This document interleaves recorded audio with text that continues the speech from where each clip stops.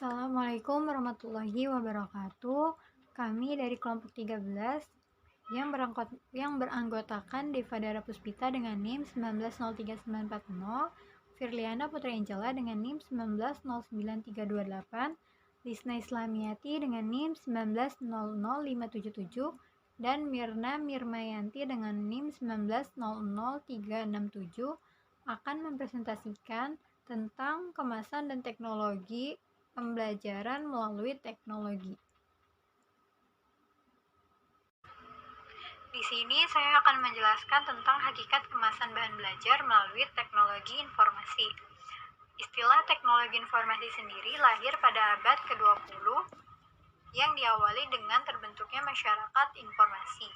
Istilah teknologi informasi yang menggunakan kata informasi pada dasarnya sangat berkaitan dengan teknologi komunikasi yang lebih dulu dikenal. Menurut Richard Weiner dalam Webster New Dictionary and Communication, disebutkan bahwa teknologi adalah pemrosesan, pengelolaan, dan penyebaran data oleh kombinasi komputer dan telekomunikasi. Hakikat teknologi informasi, kemajuan teknologi yang menyatukan kemajuan komputasi, televisi, radio, dan telepon menjadi satu kesatuan atau terintegrasi, terbentuk sebagai satu revolusi informasi dan komunikasi global.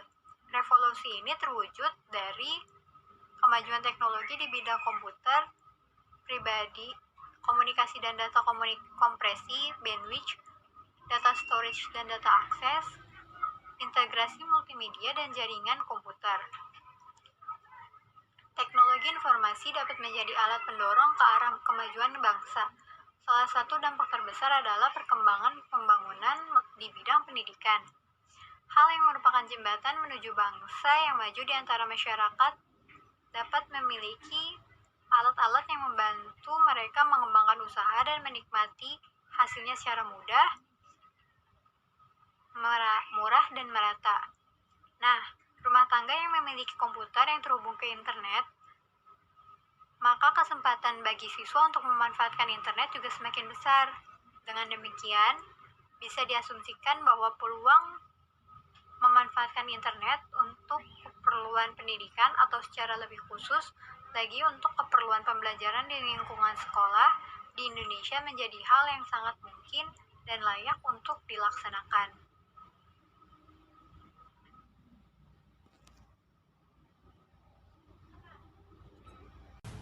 Assalamualaikum warahmatullahi wabarakatuh. Izin memperkenalkan diri, nama saya Firliana Putri Angela, NIM 1909289. Saya akan menyampaikan materi selanjutnya, yaitu prosedur pengembangan bahan ajar. Prosedur pertama yaitu analisis. Pada tahap ini dicoba untuk mengenali siapa peserta diklat dengan perilaku awal dan karakteristik yang dimiliki. Prosedur yang kedua yaitu perancangan. Yang pertama, perumusan tujuan pembelajaran berdasarkan analisis. Yang kedua, pemilihan topik. Yang ketiga, pemilihan media dan sumber. Dan yang terakhir, pemilihan strategi pembelajaran. Strategi selanjutnya yaitu pengembangan. Persiapan dan perancangan yang matang sangat diperlukan untuk mengembangkan bahan ajar dengan baik. Prosedur yang terakhir yaitu evaluasi dan revisi. Yang pertama yaitu telaan oleh ahli materi. Yang kedua uji coba satu-satu. Selanjutnya uji coba kelompok kecil. Dan yang terakhir uji coba lapangan. Sekian materi yang saya sampaikan. Mohon maaf bila ada kesalahan. Terima kasih. Assalamualaikum warahmatullahi wabarakatuh. Saya Lisna Islamiati. Di sini saya akan melanjutkan pembahasan mengenai pengemasan bahan pembelajaran. Bahan pembelajaran dapat dikemas dalam bentuk pre-material, yaitu bahan-bahan yang tercetak, misalnya modular, pembelajaran terprogram, bahan ajar suplemen, buku, buklet, leaflet, dan lain-lain. Dengan pendekatan teknologi pendidikan, pengemasan bahan ajar perlu memperhatikan aspek-aspek diantaranya. Yang pertama, keterbacaan visual. Yang kedua, belajar tuntas, menarik minat, dan transformen.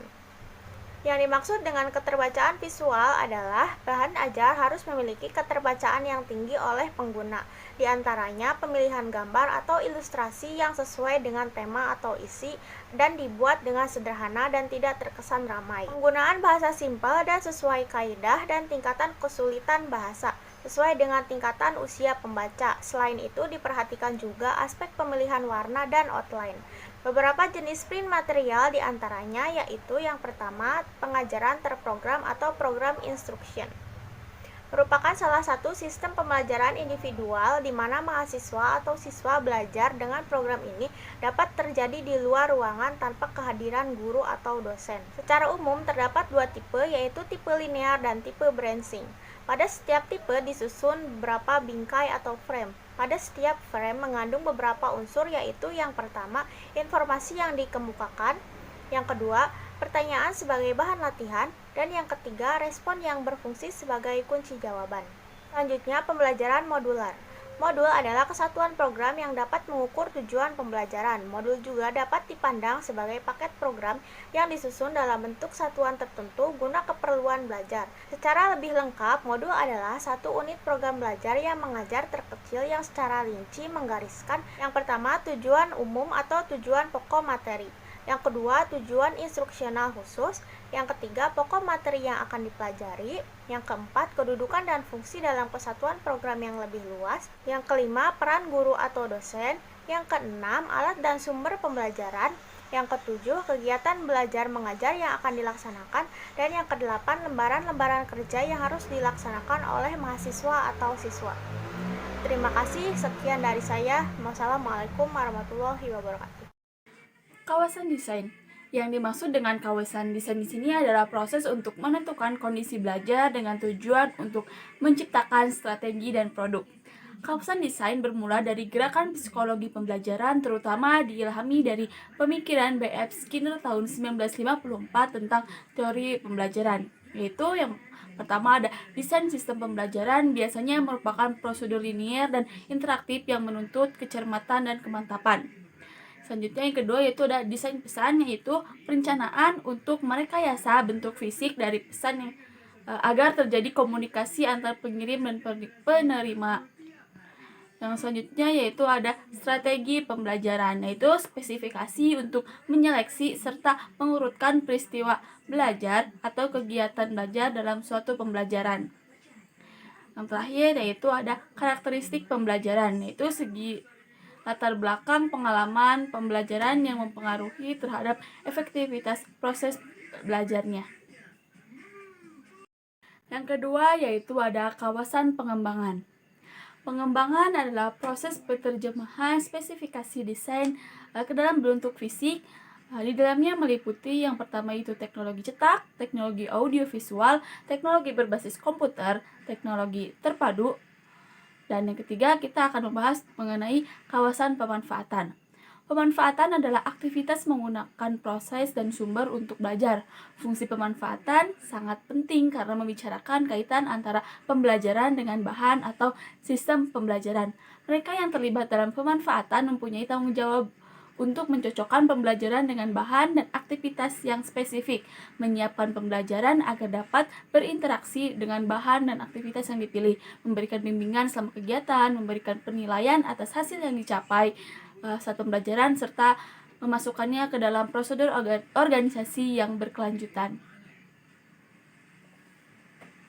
Yang keempat yaitu ada kawasan pengelolaan. Pengelolaan meliputi pengendalian teknologi pembelajaran melalui perencanaan, pengorganisasian, pengkoordinasian, dan supervisi. Kawasan pengelolaan bermula dari administrasi media pusat, program media, dan pelayanan media. Pembauran perpustakaan dengan program media membuahkan pusat dan ahli media sekolah. Program-program media sekolah ini menggabungkan bahan cetak dan bahan non-cetak hingga timbul peningkatan penggunaan sumber-sumber teknologi dalam kurikulum. Yang kelima yaitu ada kawasan penilaian.